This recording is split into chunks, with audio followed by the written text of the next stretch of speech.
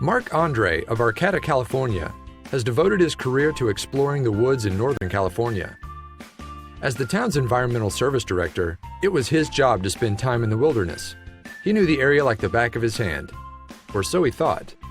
Recently, while he was out marking a tree to be harvested in the Arcata Community Forest, he stumbled upon something just past some trees that he had never seen before.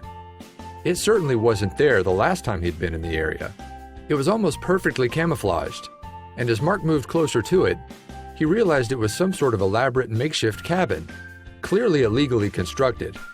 He wasn't quite sure what he'd find when he went inside. The cabin was situated on one of the most remote areas in the Arcata forest. Mark hadn't explored this area since about 1985, back when he was still just a forest technician. Obviously, whoever built this wasn't expecting to be discovered. The first thing Mark noted about the cabin was that it seemed to be fairly well constructed. Every now and then, rangers would find random pieces of debris put together by someone looking for shelter in the woods. But this was far from random. It was expertly planned. The cabin measured roughly 8 by 12 feet and was estimated to be about 15 feet high. It featured a peaked roof, a front porch and awning, and plywood walls covered in tarps. It was even built on a solid concrete foundation. Mark had only assumed that its isolation was what made constructing a cabin possible in the first place. "I didn't see it until I was about 12 feet from it," he explained. "It's in the perfect out-of-the-way spot where it wouldn't be detected." What made the cabin even more mysterious was that no footpaths or trails led to it. Also, Mark noted that there didn't appear to be any sort of environmental abuse or littering, which commonly accompanies this sort of thing. Whoever lived there clearly respected nature. Mark decided to call the forest technicians Javier Norguera and Nick Manfredona for help. Along with park ranger Heidi Grossman, they trekked back to the site to explore the inside. When they finally cut the padlock and flung open the doors, they weren't sure what or who they'd find inside. As Heidi entered the cabin, gun drawn, she shouted, "Arcata police!" but no one answered. Soon, the group began to scour the contents of the abode to see if they could figure out any details about the owner. The group was quick to note the tidy kept quarters. In the living room and kitchen area, housekeeping supplies and assorted cans of food sat on shelves built into the wall. In many ways, everything seemed ordinary. Still, there was more to explore. Beside a rocking chair, there was a coffee table with a tea kettle sitting on it. Directly across from the chair was a potbelly stove. Whoever had been living there wasn't exactly struggling out in the wilderness. In another corner of the cabin was a small bookshelf constructed on the wall.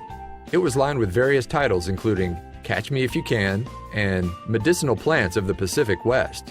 Soon, the rangers began to suspect it was an older person who'd been living there.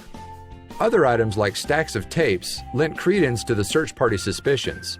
Still, they continued to search for other clues that might help them determine just who it was that called this mysterious place home. The group also found a handwritten list of things to do and get, which told them a little bit more about the cabin's inhabitant. The list, which included dates, was comprised of tasks such as build bench, extend brush wall, season cast irons, get 6-inch stovepipe flashing, and get tongs. Near the stove, the group also found a copy of nearby Humboldt State University's The Lumberjack newspaper, dated March 25, 2015. Between the list and the paper, the team started to piece together a timeline for when the cabin's owner might have lived there. While they did find 2 driver's licenses, they each bore the names of different people, and they didn't lead to a search party or any conclusions as to who lived there. They could only assume that the person was visiting seasonally. Since camping on public property is illegal, even if the person who's doing it is respectful of the land and the cabin existed on a nature refuge, the crew left an eviction notice for the inhabitant.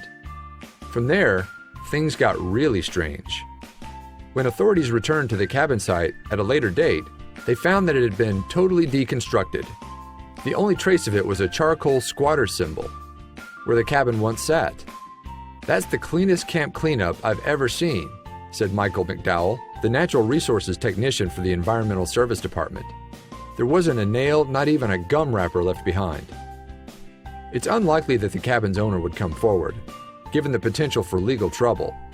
After all, the cabin was built on public land. Still, it's pretty impressive that they were able to construct it in the first place.